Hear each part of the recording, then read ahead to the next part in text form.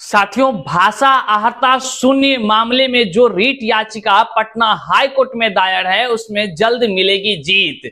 आज के इस वीडियो को आप गंभीरता से देखिएगा क्योंकि जिस चीज का इंतजार था कई महीनों से, आज जो है कि हम आपको बताएंगे वह लेटेस्ट अपडेट जो भाषा अहर्ता केस को लेकर आई है। जी हां साथियों, आज के इस वीडियो को आप अंत तक देखिएगा। साथ ही आज के इस वीडियो में हम बात करेंगे NIOS DLED वालों पर। जी हां, जो NIOS DLED वाले शिक्षक बन गए हैं, जो TRE1 हो या कह लीजिए छठे चरण में, वैसे तमाम शिक्षकों के लिए लगातार शिक्षक अभ्यर्थी पूछ रहे थे कि NIOS वालों का क्या कुछ होगा सर, जो नौकरी में चले गए। इन तमाम चीजों पर हम आज की इस वीडियो में बड़े ही गंभीरता के साथ आपके सामने चर्चा करने जा रहे हैं। तो चलिए करते हैं वीडियो शुरू। उससे पहले नमस्कार, मैं हूं हरे कृष्ण प्रकाश और आप देख रहे हैं साहित्य आजकल।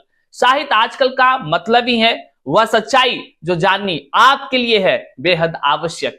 साथियों, चैनल पर नए हैं तो सब्सक्राइब कर लीजिएगा और अपने तमाम साथियों तक इस वीडियो को जरूर पहुंचा दीजिएगा। सब्सक्राइब इसलिए कीजिएगा ताकि आपको हर लेटेस्ट जानकारी प्राप्त होते रहे। कई सारे शिक्षक अभ्यर्थी हैं, कहते हैं कि भैया केस का क्या हुआ, अपडेट नहीं मिला।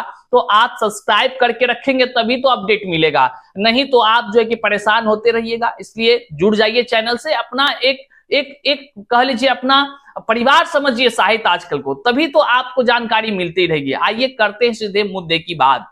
साथियों, जैसा कि आप सभी जान रहे हैं कि भाषा अहर्ता शून्य का मामला साहित्य आजकल के तरफ से जो है कि पटना हाई कोर्ट में रीट याचिका दायर किया गया है। जी हाँ, ये वही भाषा अहर्ता के मामले हैं जो कि आप सभी TRE 2.0 में देखा होगा, झेला होगा और महसूस किया होगा।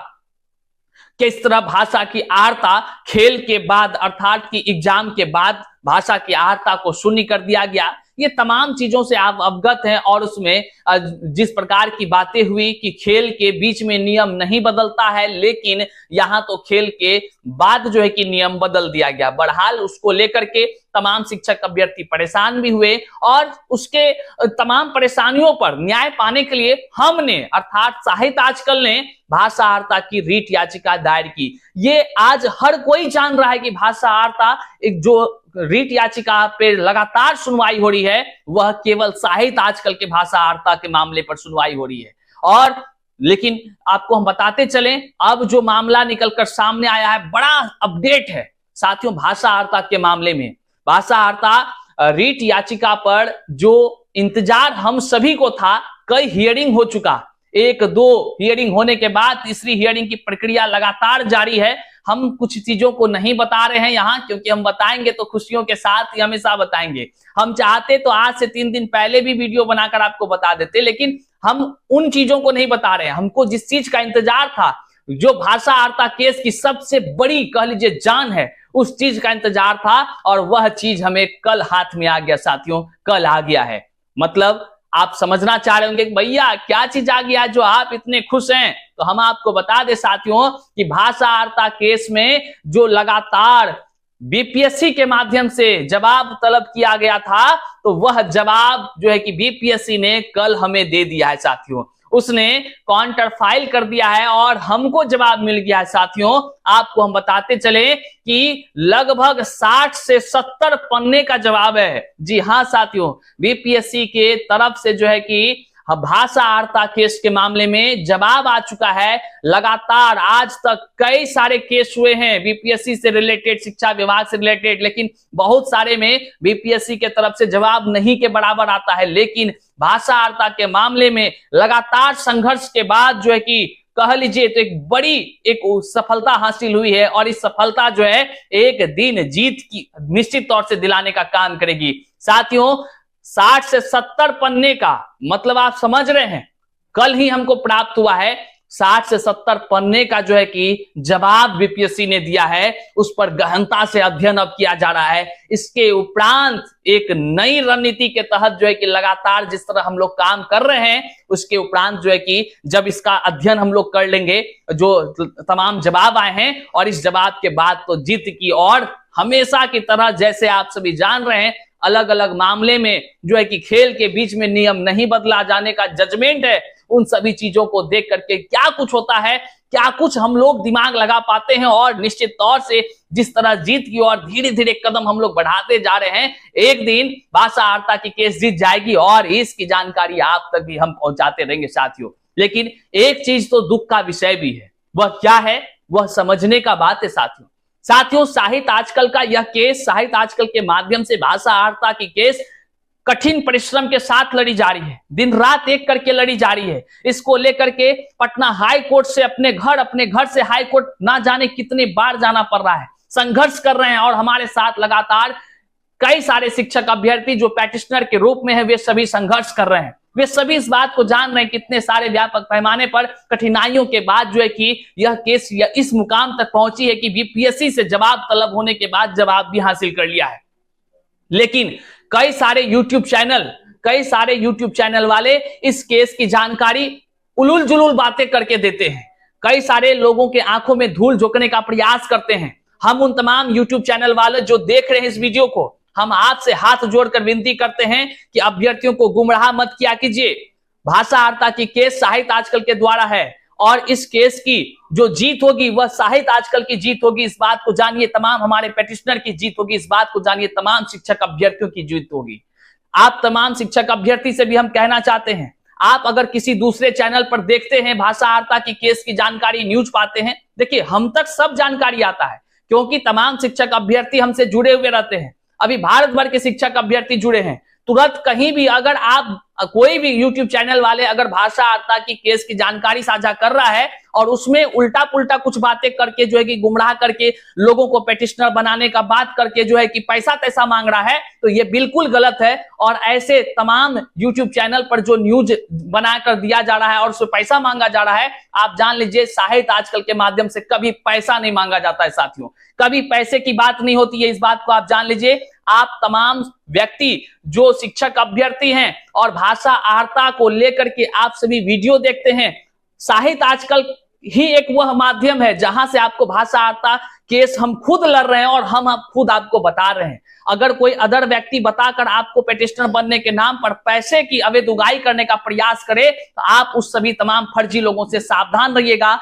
हम आप तमाम शिक्षक अभ्यर्थियों से भी हाथ जोड़कर निवेदन करते हैं, आंखों में लोग धूल झोंक करके किसी तरह पैसा टालने का प्रयास करते हैं तो मेरा काम है आपको सतर्क करना। आप तमाम शिक्षक अभ्यर्थी इस वीडियो को जन जन तक पहुंचा दीजिएगा, क्योंकि कोई तमाम अन्य लोग पेटिशनर नहीं बना पाएगा आपको। हमारे केस में पेटिशनर हम ही बना सकते हैं। और अगर आप आईए के थ्रू पेटिशनर अब भी बनना चाहते हैं, यदि लगता है आपको बनना चाहते हैं, अगर आपको जरूरत है, तभी आप जो है कि मैसेज कीजिए और अपना उद्देश्य लिखे कि आपको भाषा आर्ता केस में आईए के थ्रू पेटिशनर बनना है, क्योंकि यह केस जीत की ओर अग्रसर है। जजमेंट क्या होता है वो देखने का विषय है। लेकिन अगर कोई अदर सारा जो अलग अलग न्यूज फर्जी तरीका से कुछ भी बोल करके डाल देता है और उससे तमाम शिक्षक अभ्यर्थी, कुछ लोग बहक जाते हैं, आंखों में धूल झोंकता है, जो लोग उसके झोंके में चले जाते हैं और धोखा का शिकार हो जाते हैं। बाद में हमको कई सारे मैसेज मिलता है कि भैया देखिए आपके केस के नाम पर पैसा वसूला जा रहा है, पैसा लिया जा रहा है। तो ऐसा साहित्य आजकल के तरफ से नहीं किया जाता है।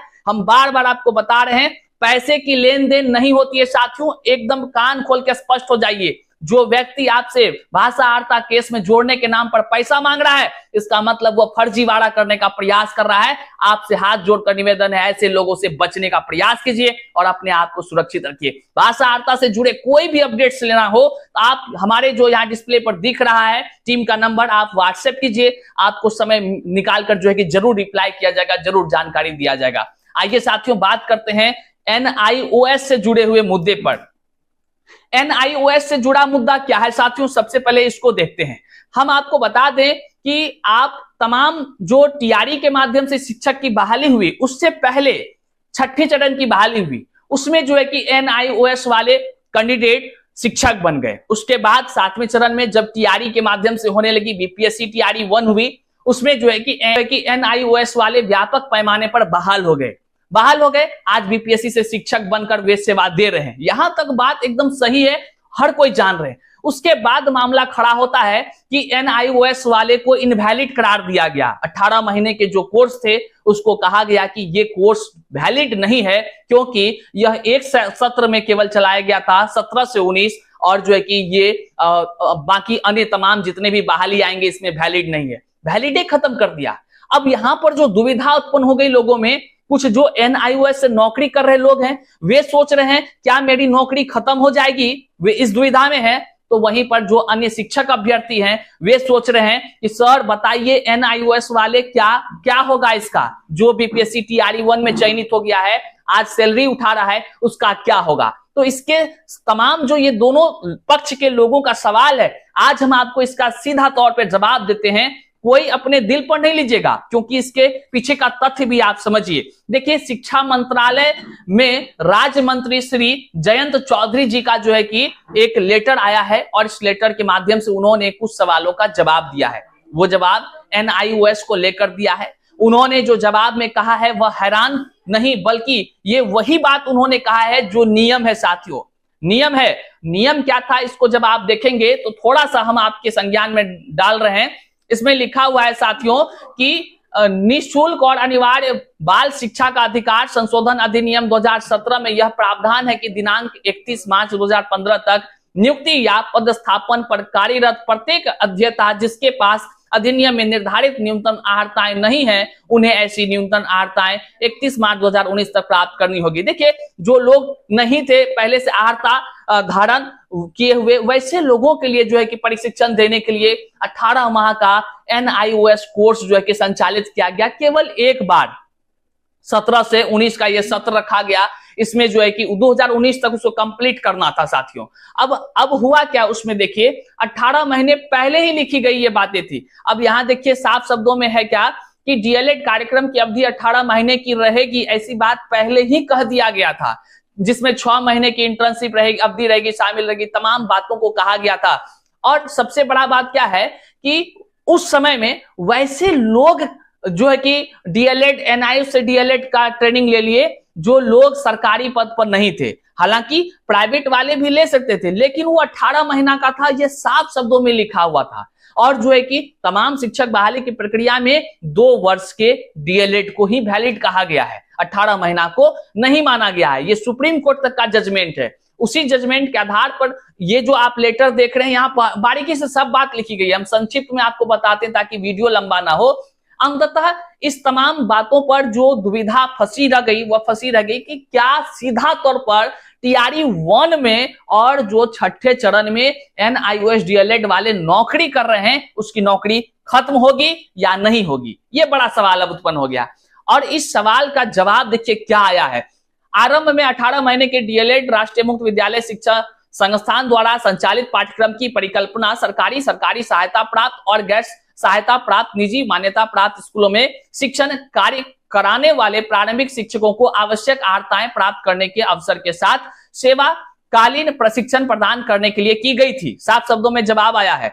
वर्ष 2019 के सीडब्ल्यूजेसी 19/8/42 में पटना स्थित माननीय उच्च न्यायालय द्वारा जारी निर्देश के अनुपालन में विभाग और राष्ट्रीय अध्यापक शिक्षा परिषद एनसीटीई ने सभी राज्यों संघ राज्य क्षेत्रों को एनआईओएस द्वारा जारी 18 महीने के डीएलएड पाठ्यक्रम के सफल उम्मीदवारों पर विचार करने के लिए परिचालित किया गया था। तथापि माननीय सर्वोच्च न्यायालय ने वर्ष 2022 की एसएलपी संख्या 23583884 में दिनांक 28/11/2023 को जारी निर्णय के तहत माना है कि 18 महीने का डीएलएड नियमित 2 साल के डीएलएड पाठ्यक्रम के बराबर नहीं है साथियों, इसलिए उसको इनवैलिड करार दिया गया। सुप्रीम कोर्ट का जजमेंट है। मतलब ये सारा चीज से एक चीज तो खुलासा हो गया कि जो चीज मान्य नहीं है उस पर आप नौकरी ज्यादा दिन तक नहीं कर सकते हैं।